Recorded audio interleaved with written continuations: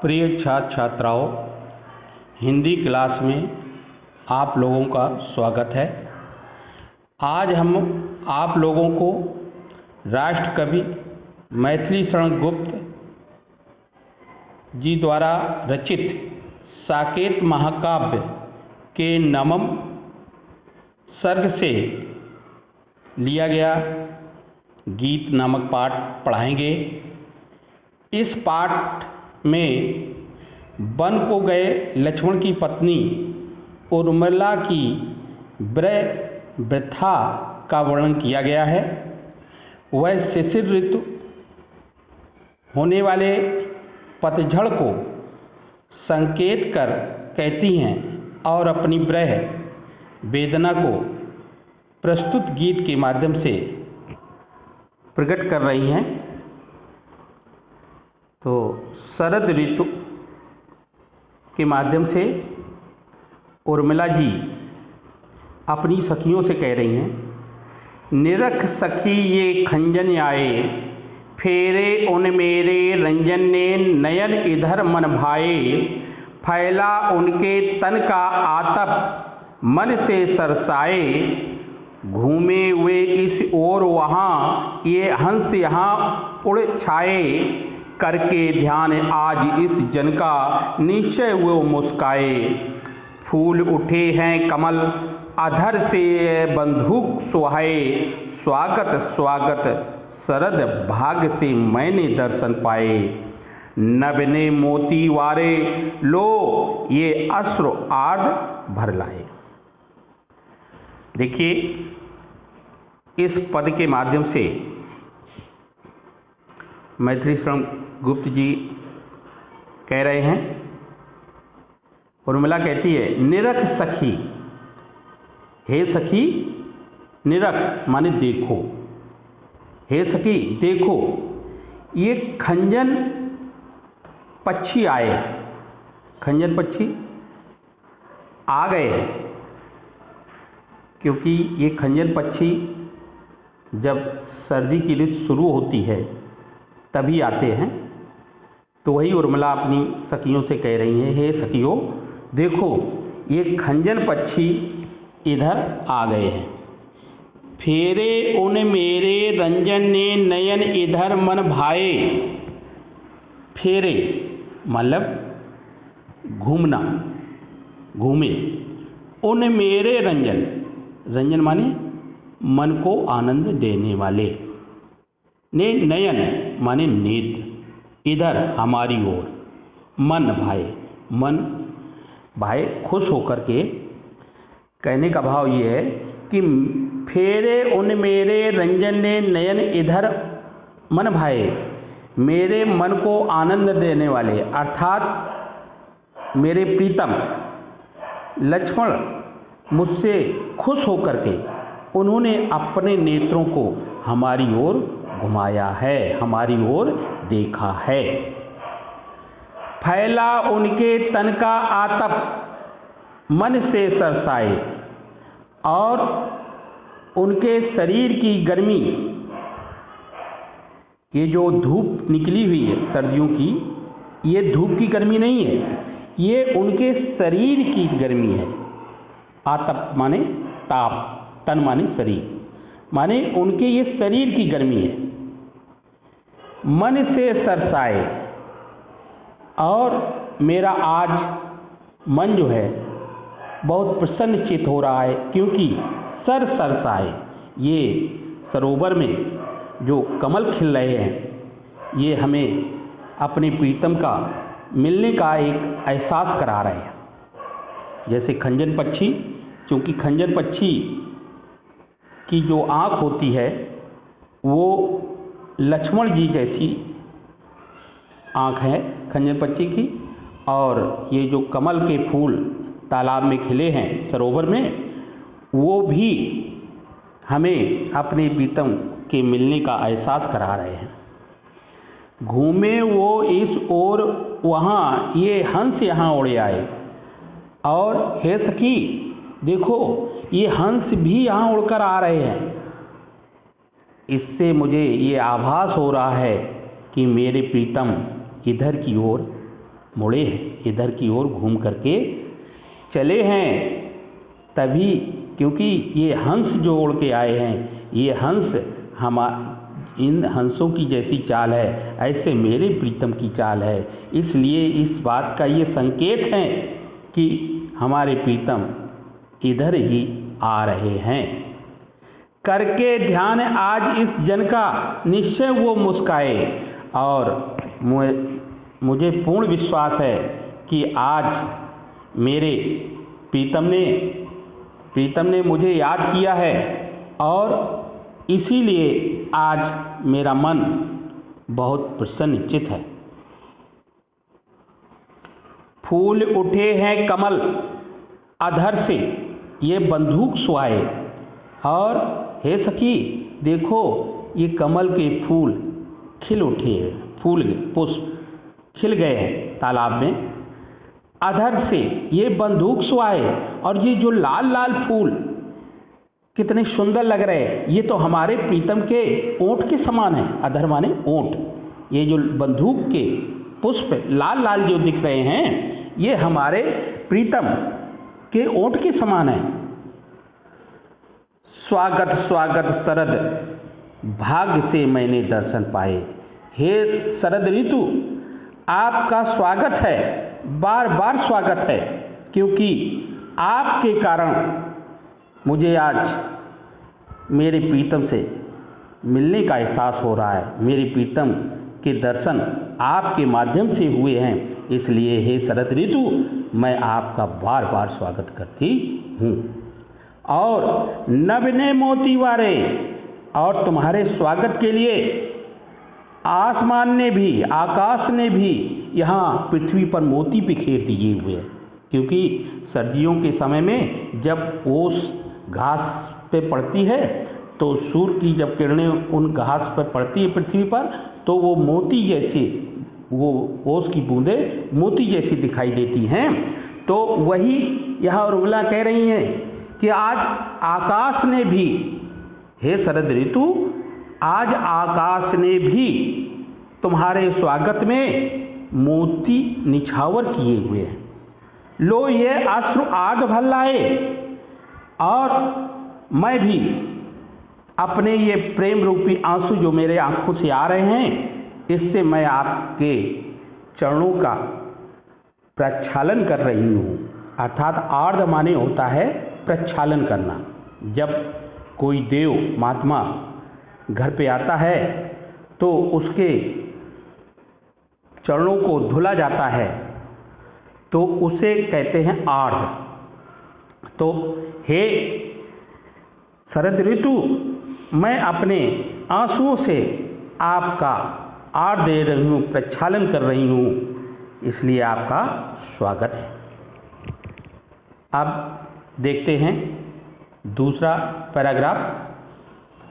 दूसरे पैराग्राफ में शिशिर ऋतु का आगमन होता है।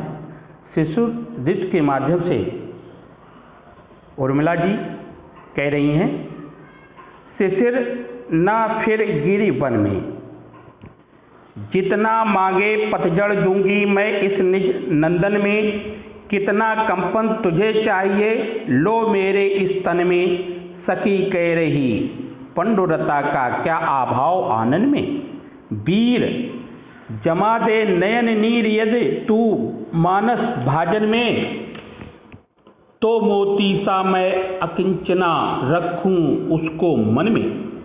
हंसी गई रो भी न सकूं मैं अपने इस जीवन में, तो उत्कंठा है देखूं फिर क्या हो भाव भुवन में।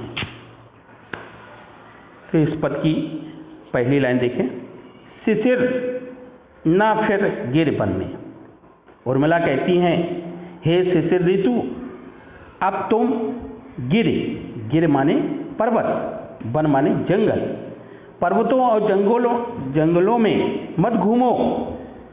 तुम्हें इधर उधर पर्वतों में या जंगलों में जाने की जरूरत नहीं है। क्यों? जितना मांगे पतझड़ दूंगी मैं इसे निज नंदन में। जितना भी पतझड़ की आवश्यकता हो, हे शरद शिशिर ऋतु, जितने भी पतझड़ की आवश्यकता हो तुम्हें, तो मैं अपने ये शरीर से पतझड़ दूंगा, क्योंकि मैं अपने प्रीतम के वियोग के कारण मेरा शरीर कमज़ोर हो गया है, पतझड़ जैसा हो गया है।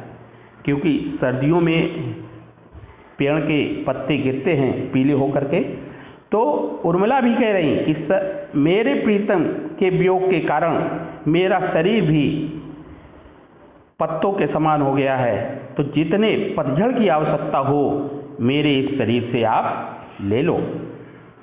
कितना कंपन तुझे चाहिए, ले मेरे इस तन में, हे शिशिर ऋतु। अगर तुम्हें कंपन की आवश्यकता है तो मेरे ये शरीर से तुम, तन माने शरीर, मेरे ये शरीर से कंपन ले लो, क्योंकि मैं प्रीतम के वियोग के कारण हमेशा कांपती रहती हूँ। तो कंपन की मेरे शरीर में कोई कमी नहीं है। जितना कंपन तुझे चाहिए हे शिशिर ऋतु, मेरे शरीर से ले ले। सखी कह रही पंडुरता का क्या अभाव आनन में। अब उर्मिला जी कह रही है, सखी कह रही पंडुरता का क्या अभाव आनन में। पंडुरता माने होता है पीलापन। तो तुम्हें अगर पीलापन की आवश्यकता है तो देखो मेरे चेहरे पर कि मेरा चेहरा, मेरा शरीर प्रीतम के वियोग के कारण पीला पड़ गया है। और सखी भी कह रही है, सखी भी कह रही थी हमसे कि आपका चेहरा पीला पड़ गया है। तो जितने पीले की रंग की आवश्यकता हो, अभाव अब मेरे ही शरीर में से ले लो, क्योंकि पीलेपन का अभाव मेरे शरीर में नहीं है। वीर जमादे नयन नीर यदु मानस भाजन में। वीर, वीर माने होता है भाई।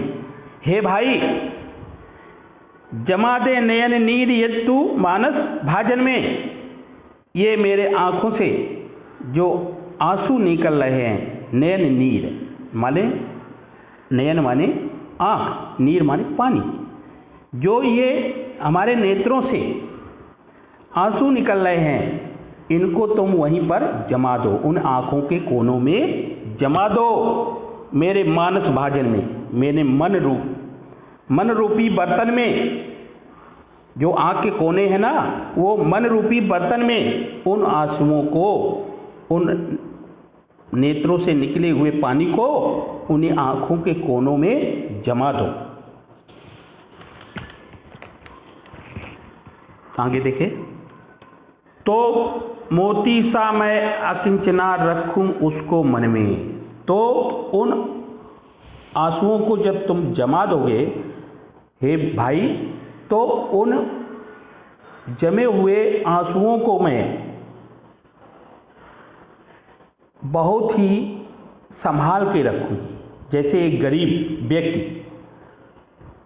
अपने धन को बहुत ही अच्छे से संभाल के रखता है, ठीक उसी तरह इन जमे हुए आंसुओं को मैं अच्छी तरह अपने मन रूपी बर्तन में संभाल के रखूंगी।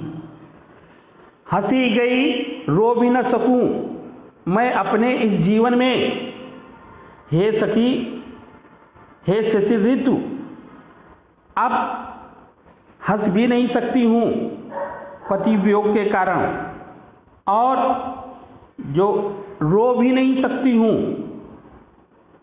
अपने इस जीवन में। मेरे जीवन में तो अब हंसी भी चली गई, रोना भी नहीं हो सकता है, क्योंकि मोती जब मेरे आंसू जम जाएंगे तो उन्हें मैं अंदर अंदर उनको सहन करती रहूँगी, तो अब रो भी नहीं सकती हूँ। तो उत्कंठा है देखूं फिर क्या हो भाव भुवन में, तब मैं देखूंगी। उर्मिला कह रही है उत्कंठा मानी जानने की इच्छा, तब मैं ये देखूंगी कि मेरे इस शरीर रूपी संसार में कौन सा भाव उत्पन्न होता है, किस भाव, कैसा ख्याल आएगा मेरे मन में, तब मैं यही जानने की इच्छा से मैं आपसे ये कह रही हूँ कि जब मैं रो भी नहीं सकती हूँ, ना हंस सकती हूँ अपने जीवन में, तो फिर मेरे मन में ये कौन, जब दोनों स्थितियाँ बंद हो जाएंगी तो मेरे मन में ये विचार आ रहा है कि तब हम देखेंगे अपने मन में कौन से भाव मेरे मन में आ रहे हैं। अब देखिए तीसरे पद में बसंत ऋतु का वर्णन किया गया है। बसंत ऋतु को माध्यम बना करके उर्मिला जी कह रही हैं कामदेव से, क्योंकि बसंत ऋतु में फूल पौधे बाग बगीचे में सुंदरता बढ़ जाती है। तो वही उर्मिला जी कह रही हैं बसंत को माध्यम बना के, मुझे फूल मत मारो, मैं अबला बाला वियोगिनी, कुछ तो दया विचारो, होकर मधु के मीत मदन, पटु तुम कटु गरल नगारो, मुझे विकलता तुम्हें विफलता, ठहरो श्रम परिहारो, नहीं भोगनी यह मैं कोई, जो तुम जाल पसारो, बल हो तो सिंदूर बिंदु, यह हर नेत्र निहारो, रूप दर्प कंदर्प, तुम्हें तो मेरे पथ पर वारो, लो यह मेरी चरण धूल, उस रथ के सिर पर धारो। अब ये तीसरे पद की पहली लाइन देखें, मुझे फूल मत मारो, हे कामदेव मुझे ये काम रूपी पुष्प मत मारो, ये काम रूपी जो पुष्प का बाण है, ये बाण मुझ पर मत चलाओ, क्योंकि मैं अबला बाला वियोगिनी, कुछ तो दया विचारो, मैं अबला हूं, स्त्री हूं, बाला वियोगिनी माने अपने प्रीतम से बिछड़ी हुई, इसलिए मुझ पर दया करो। अरे कम से कम ज्यादा नहीं, थोड़ी सी भी तो दया करो हम पे, क्योंकि होकर मधु के मीत मदन, मदन माने होता है कामदेव, मधु माने होता है बसंत ऋतु, मीत माने मित्र। हे कामदेव तुम तो बसंत ऋतु के मित्र हो। पटु, पटु माने होता है चतुर, कटु माने कड़वा। हे कामदेव तुम तो बसंत ऋतु के मित्र हो और बहुत ही चतुर हो, बुद्धिमान हो, फिर भी तुम कटु माने कड़वा, गरल न गारो, गरल माने होता है विष, ये कड़वा विष माने काम रूपी ये कड़वा विष का वार मुझ पर मत करो, ये काम रूपी विष मुझ पर मत डालो, क्योंकि मुझे विकलता, अगर तुमने काम रूपी ये कड़वा विष या काम रूपी पुष्प के बाण मुझ पर चलाए तो मैं व्याकुल हो जाऊंगी, मुझे विकलता, मैं व्याकुल हो जाऊंगी, तुम्हें विफलता, लेकिन तुम विफल जरूर हो जाओगे, तुम किसी कीमत पर सफल नहीं हो सकते हो।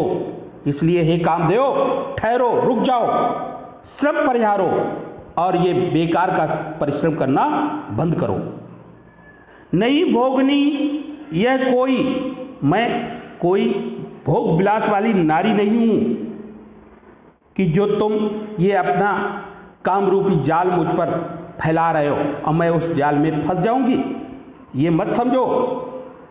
बल हो तो सिंदूर बिंदु, हे कामदेव तुम में ताकत हो तो मेरे ये सिंदूर की जो टुकली माथे पर लगी हुई है, टीका लगा हुआ सिंदूर का, इसकी तरफ तो देखो, यह हर नेत्र निहारो। ये भगवान शंकर का तीसरा नेत्र है। जब कहीं गलत होता है तो जब भगवान शंकर का ये तीसरा नेत्र खुलता है तो सब उथल पुथल हो जाता है, सब समाप्त हो जाता है। तो इसलिए हे कामदेव, अगर तुम में ताकत हो तो ये सिंदूर का लगा हुआ टीका मेरे जो माथे पर है इसकी ओर तो देखो। ये तो भगवान शंकर का ये तीसरा नेत्र है। रूप दर्प कंदर्प, कंदर्प माने कामदेव। हे कामदेव, दर्प माने घमंड। हे कामदेव, अगर तुम्हें अपने रूप पर बहुत घमंड है, तुम अपने आप को ये समझते हो कि हम बहुत सुंदर हैं, तुम्हें तो मेरे पथ पर वारो। हे कामदेव, अगर तुम्हें इस बात का घमंड है कि हम बहुत सुंदर हैं, तो मेरे पद पर निछावर हो जाओ। मेरे पद के समान नहीं हो, मेरे पद तुमसे बहुत ही सुंदर हैं। और लो ये मेरी चरण धूल, उस रथ के सिर धारो। अगर तुम्हें ये लगता है कि मेरी पत्नी रति बहुत ही सुंदर है, तो बहुत ही सती सावित्री है, सती है, तो फिर ले जाओ मेरे चरणों की धूल और उसके सिर पर लगा दो जाके, क्योंकि मुझसे ज़्यादा सती ब्रह्मचारिणी वो नहीं है। अब आइए चौथा पद देखें, लास्ट है इस गीत का। यही आता इस मन में, छोड़ धाम धन जाकर मैं भी रहूं उसी वन में। प्रिय के व्रत में विघ्न न डालूं, रहूं निकट भी दूर। व्यथा रहे पर साथ साथ ही समाधान भरपूर। हर्ष डूबा हो रोदन में, यही आता इस मन में। बीच बीच में उन्हें देख लूं मैं झुरमुट की ओट। जब वे निकल जाएं तब लेटूं उसी धूल में लोट। रहें रत वे निज साधन में, यही आता है इस मन में। जाती जाती गाती गाती कह जाऊं यह बात। धन के पीछे जन जगती में उचित नहीं उत्पात। प्रेम की ही जय जीवन में, यही आता है इस मन में।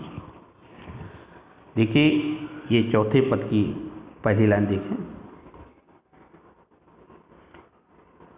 यही आता है इस मन में। अब लक्ष्मण की पत्नी उर्मिला की विरह पीड़ा अधिक हो गई है, इसलिए अब व्याकुल होकर के उर्मिला कह रही हैं कि अब तो मेरे मन में बार बार यही आता है कि छोड़ धाम धन जाकर मैं भी रहूं उसी वन में। जिस वन में, जिस जंगल में मेरे प्रीतम निवास करते हैं, उसी जंगल में ये घर धन दौलत सब छोड़ छाड़ करके मैं भी उसी जंगल में रहूं। प्रिय के व्रत में विघ्न डालूं, रहूं निकट भी दूर। और मेरे प्रीतम ने जो व्रत धारण किया हुआ है अपने मर्यादा पुरुषोत्तम राम की सेवा का, उस कार्य में मैं बाधा नहीं डालूंगी और उनके निकट भी रहूं और उनसे दूर भी रहूं। व्यथा रहे पर साथ साथ, व्यथा रहे तो कष्ट जरूर होगा मुझे, व्यथा माने कष्ट, मुझे कष्ट जरूर होगा, पर साथ साथ ही समाधान भरपूर। पर दूर से उनको देख लूँगा, देख लूँगी तो मुझे थोड़ा संतोष जरूर होगा, मन में थोड़ा प्रसन्न भी होगा। अगली लाइन देखें। हर्ष डूबा हो रोदन में, यही आता है इस मन में।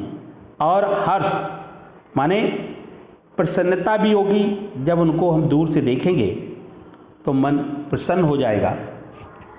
लेकिन डूबा हो रोदन में, लेकिन मन में तो ये बात जरूर आएगी कि मैं उनसे मिल नहीं सकती हूँ, तो वो प्रसन्नता मुझे जरूर दुखी करेगी, जिसके कारण मेरे नेत्रों से आंसू भी निकलेंगे, लेकिन फिर भी मेरे मन में यही आ रहा है कि मैं अपने प्रीतम के पास जाऊं, बीच बीच में उन्हें देख लूं मैं झुरमुट की ओट। उर्मिला कह रही हैं कि बीच बीच में माने समय समय पर मैं झाड़ियों की आड़ से उनको देख लूंगी,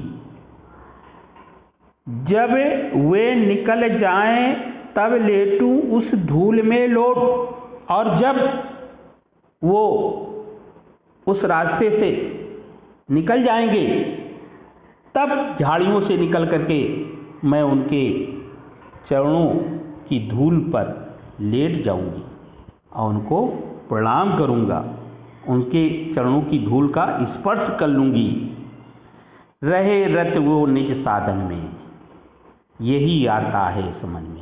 और उन्होंने जो अपना व्रत लिया है अपने भाई और भाभी की सेवा का, वो सेवा में वो लगे रहे, उसमें मैं कोई बाधक नहीं बनना चाहती हूँ। अब मेरे मन में यही आ रहा है। जाती जाती गाती गाती कह जाऊं यह बात, धन के पीछे जन जगती में उचित नहीं उत्पात। और उर्मिला कह रही हैं कि अब जाते जाते मैं संसार के लोगों से यही कहूंगी, गा गा के कहूंगी कि संसार के लोगों, धन के पीछे जो एक दूसरे संसार में धन के पीछे एक दूसरे से उत्पात करते हैं, लड़ाई झगड़े करते हैं धन को लेकर के, तो वो अच्छी बात नहीं है, क्योंकि धन से हम किसी पर विजय नहीं प्राप्त कर सकते हैं, लेकिन प्रेम की जय जीवन में, लेकिन हमेशा प्रेम की ही जय होती है। प्रेम के द्वारा हम संसार को सबको जीत सकते हैं। इसलिए संसार के प्राणियों सबसे प्रेम करो। धन दौलत कोई स्थायी नहीं रहता है। उर्मिला कहती हैं आगे कि प्रेम की ही जय जीवन में, इस मानव जीवन में प्रेम से बढ़कर के दूसरी कोई चीज नहीं है, इसलिए सबसे प्रेम करो। यही आता है समझ में, यही मेरे मन में आ रहा है कि प्रेम ही इस संसार में सर्वोपरि है। आशा करता हूँ पाठ समाप्त हुआ गीत। आशा करता हूँ कि ये पाठ आप लोगों को अच्छे से समझ में आ गया होगा। और अब अगला वीडियो मैं आपको दूंगा श्रद्धा और मन, जिसे के रचयिता जयशंकर प्रसाद हैं। Thank you.